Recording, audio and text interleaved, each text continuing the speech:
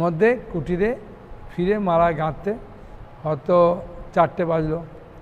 তারপর তরকারি অমানিয়া করতে বসলেন। অতি নিপুণভাবে তরকারি প্রস্তুত করে অল্প অল্প জল দিয়ে বারবার ধৌত করে রেখে দিলেন। তারপর চাল বাছতে বাছতে হয়তো সন্ধ্যা হয়ে গেল।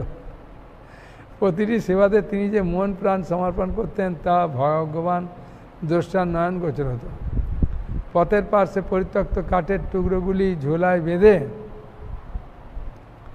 তিনি নিয়ে আসতেন। তা দিয়ে মহাপ্রভুর ভোগ রান্না হতো।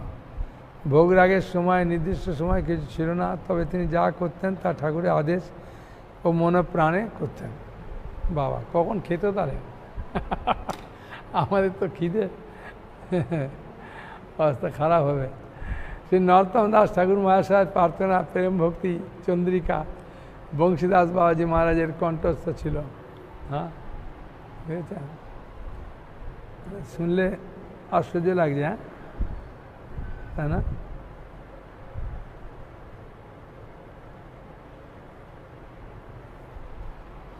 আমার তো খুব ভালো লাগছে শুনে। নরোত্তম দাস ঠাকুর মহাশয়ের প্রার্থনা, প্রেম, ভক্তি, চন্দ্রিকা বংশীদাস বাবাজি মহাশয় কণ্ঠস্থ ছিল। আচ্ছা, শ্রী রূপ সনাতন গোস্বামীগণের কথা স্মরণ করে, রূপ সনাতন গোস্বামীর কথা স্মরণ করে কখনো কখনো তিনি আকুল হয়ে ক্রন্দন করতেন। অনুভব না করে কেবল পদাবলী কীর্তন করলে তিনি অতিশয় দুঃখ পেতেন। বুঝেছেন? মানে অনুভব না করে পদাবলী কীর্তন করলে তিনি অতিশয় দুঃখ পেতেন। একদিন বাজার হতে আসার পথে একজনের গান শুনতে পেলেন। পাষাণে কুটিব মাতা অনলে পুষিব। ঘরে এসে শ্রী বিগ্রহকে লক্ষ্য করে বলতে লাগলেন, পদ গাওয়া কেবল পাষাণে কুটিব মাতা, কুট দেখিনি, কুট কু উ ট ইত্যাদি। এবার প্রায় আধা ঘন্টা বললেন। কখনো কোনো প্রাকৃত জীবকে তিনি রাগ করে কিছু বলতেন না। যদি কিছু বলতে হবে তবে ঠাকুরকে লক্ষ্য করেই বলতেন। মানে তিনি যা কিছু বলতেন সব ঠাকুরকে লক্ষ্য করে বলতেন, গৌরনিতাইকে।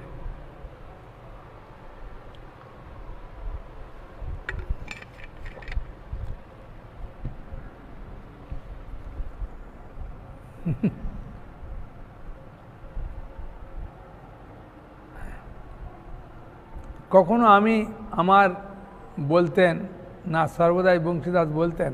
আমি এবং আমার বলতেন না, সর্বদাই বংশীদাস বলতেন।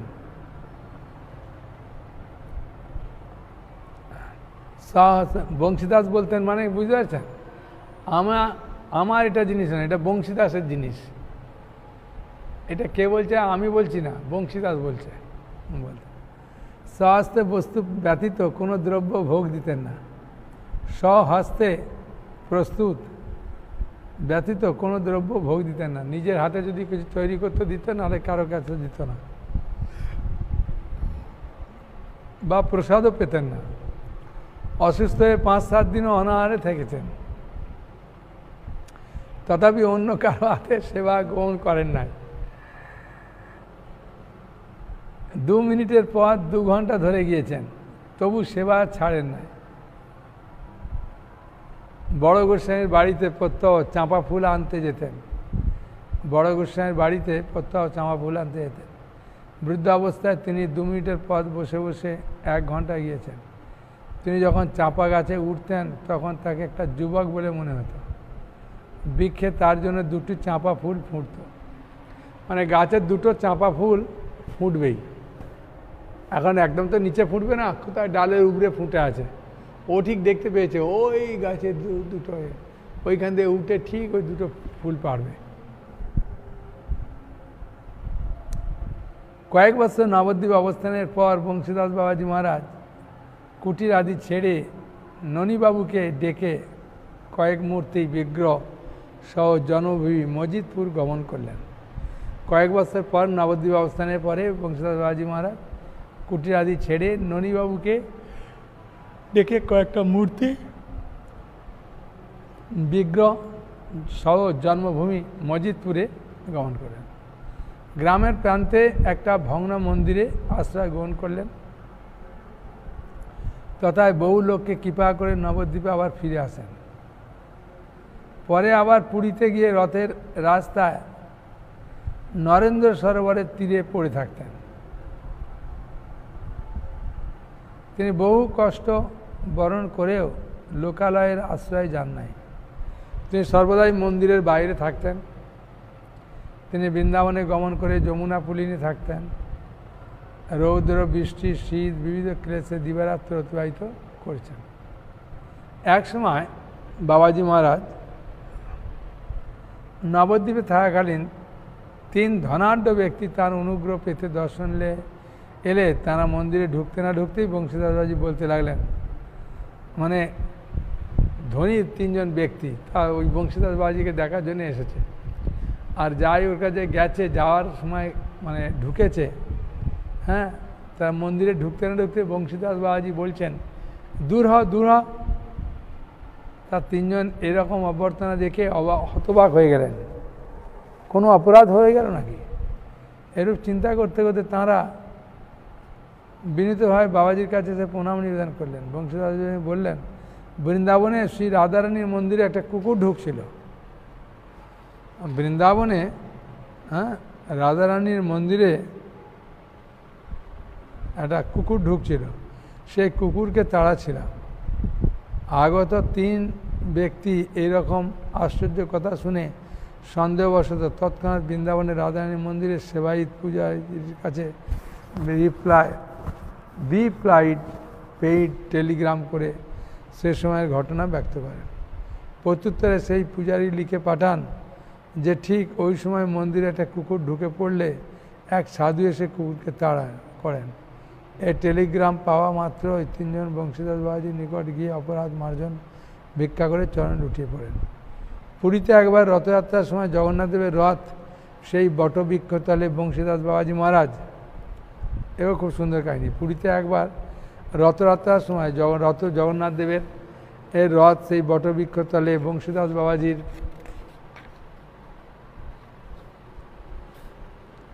তাঁবুর কাছে দিয়ে যাচ্ছিলেন। আর তখন রথ কয়েক ঘন্টার জন্য সেখানে থেমেছিল। বহু লোকজন মিলে অনেক চেষ্টা করেও রথকে একটা চুল নাড়াতে পারেনি, মানে রথ আটকা পড়ে গেছে।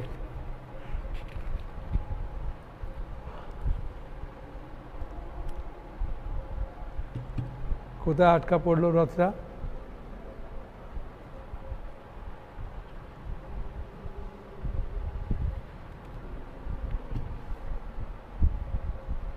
ওই জগন্নাথদেবের রথ সেই বটবৃক্ষ তলে, একটা বটবৃক্ষ তলে ওই বংশীদাস বাবাজি মহারাজ ছিলেন, সেখানে রথটা আটকা পড়ে গেছে। আর কোনো মতে রথটা যাচ্ছে না। কিন্তু বাবাজি মহারাজের সাথে জগন্নাথদেবের কিছু ঘনিষ্ঠ আলাপের পর রথ আবার চলতে শুরু করে। শ্রীলা ভক্তি সিদ্ধান্ত সরস্বতী ঠাকুর প্রায়ই নবদ্বীপ বংশীদাস বাবাজির কুটিরে আসতেন। তাকে আসতে দেখে বাবাজি বলতেন, ওই যে এক মঞ্জরি আসছে, শ্রী রাধারানী কি আসবে না? তিনি অবশ্যই আসবেন। তিনি ভক্তি সিদ্ধান্ত সরস্বতী ঠাকুরকে মঞ্জরি বলতেন। একবার জমিদার বংশীদাস বাবাজি মহারাজের নিকট এসে কৃপা করো বলে ধর্ণা দেন। আর বংশীদাস বাবাজি একটা ডোর ও কপিন নিয়ে তার দিকে গিয়ে বলেছিলেন, কেরপা লিবি এই নে। বাবাজি তাকে বিষয় সংসার ত্যাগ করতে বলতে সেই সাধু পালিয়ে রক্ষা পান। মুখে কৃপা করো বললে কি হবে, পালন করা কঠিন। দেহত্যাগের কিছুদিন পূর্বে তিনি মজিদপুরে আসে। তিনি শ্রাবণী শুক্লা চতুর্দশীতে নিত্যলীলা প্রবেশ করেন।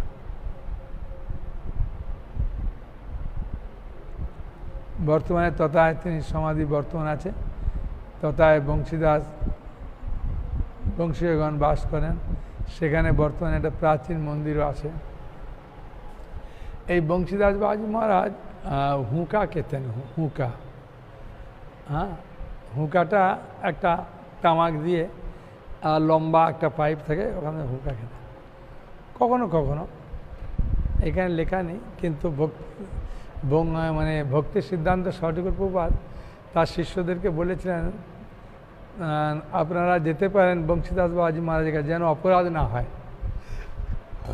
উন্নত বৈষ্ণব কখনো কখনো কিছু কার্যকলাপ করে, তাদেরকে কখনো নিন্দা করতে নেই। একবার জগন্নাথ পুরীতে যখন রথের সময় ছিলেন, সেই সময় যার বাড়ির সামনে জগন্নাথ বাবাজি মহারাজ গৌরনীতাকে নিয়ে বসেছিলেন, সেই বাড়ির মালিক অন্যজন কিছু বিক্রি করার জন্য আসছিলেন। সেই বাড়ির মালিক বলছে, না না, এখানে বসবেন না, সাধু আছে তাই। ওনারা একটু রাগ করে অন্য জায়গায় চলে গেলেন, তো বসে আছে।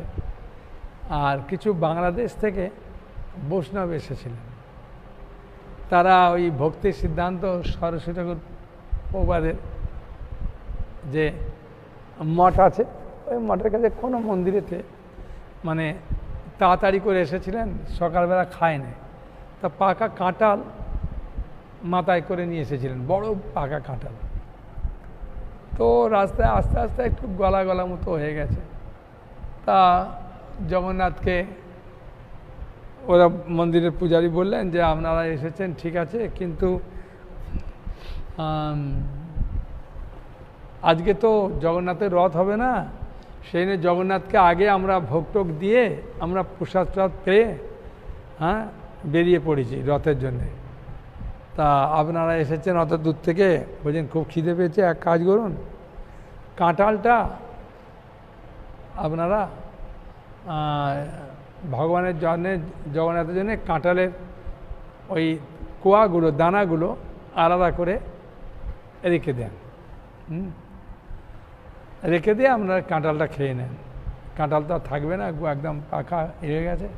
তো ওনারা চিন্তা করলেন খিদেও পেয়েছে, যাক, বললে আগে ওই কাঁঠালের বিচিগুলো দিলেই ওগুলো আমরা সবজি করে দিয়ে দেবো ভগবানকে, তাহলে তো ভগবানকে জন্যই দিলেন আগে আপনারা, আর কাঁঠাল খান আর কি করবেন। তা ওরা আলাদাভাবে ওইগুলো রেখে দিয়ে ধুয়ে ওগুলো ওদের পাত্রে দিয়ে দিয়েছে, তারপরে কাঁঠাল ওরা খেয়েছে।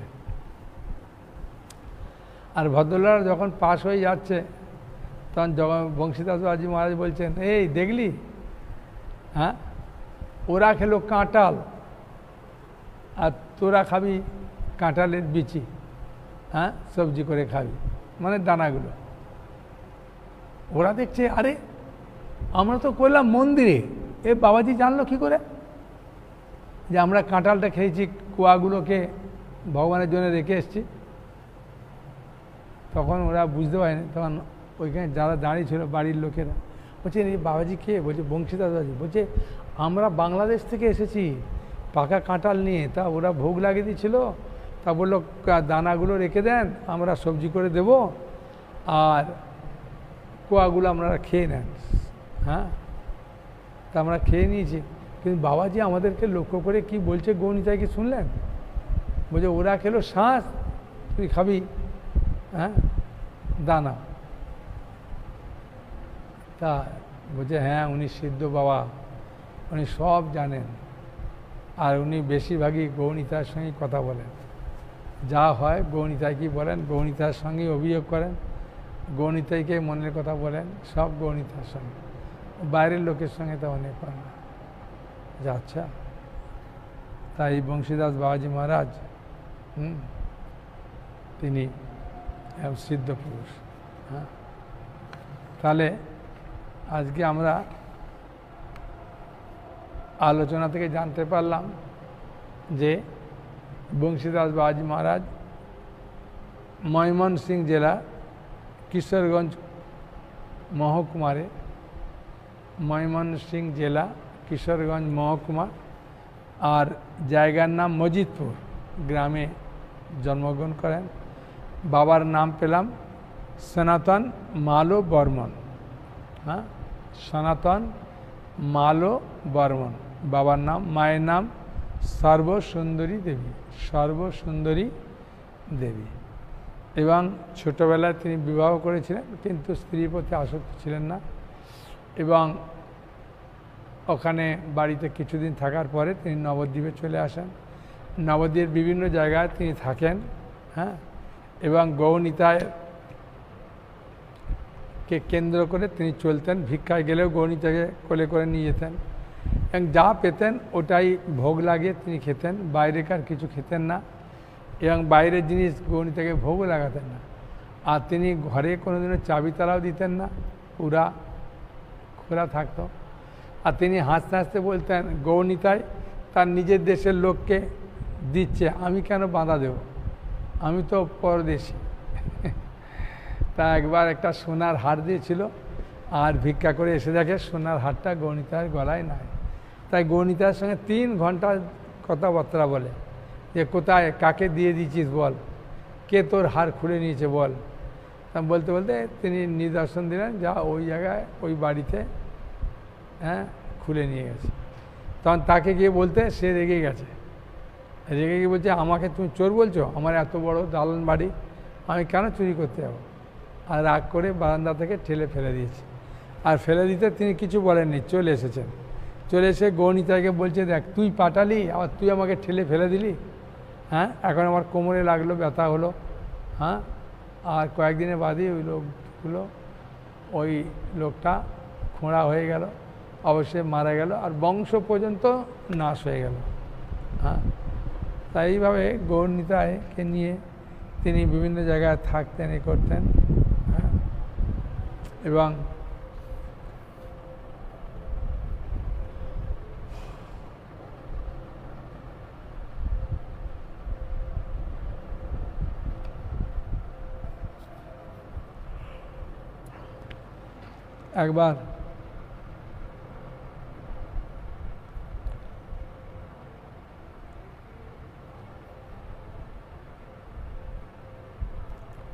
একবার ভক্ত ঈশান শাহর বাড়িতে কলকাতায় কিছু কাঁচা মিঠা আম পাঠিয়েছে, আর ছেলেরা সব খেয়ে নিয়েছে। আর পরের দিন গৌরনীতাই বলছেন, ওই বাড়িতে চলো কাঁচা মিঠা আম খাবো। তখন এসে বলছে, কাঁচা মিঠা আম আমাদের দেন, গৌরনীতাইকে 2টো আম দেন। তখন বলছে, আপনি কি বলছেন, আম তো এনে ছিল ঠিক আছে, কিন্তু খেয়ে নিয়েছে ছেলেরা, একটাও আম নেই। বলছে, না না, উপরের হাঁড়িতে পাবেন না, নিচের হাঁড়িতে 2টো আম আছে। আমার গৌরনীতাই বলছে 2টো আম নিয়ে আসো। বাড়ির লোকেরা গিয়ে দেখে সত্যি 2টো আম, তারপরে এনে দিল গৌরনীতাকে।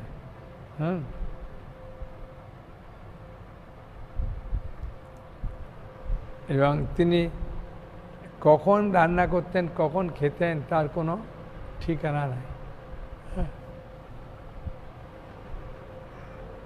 তিনি কারো কাছ থেকে কোনো সেবা নিতেন না।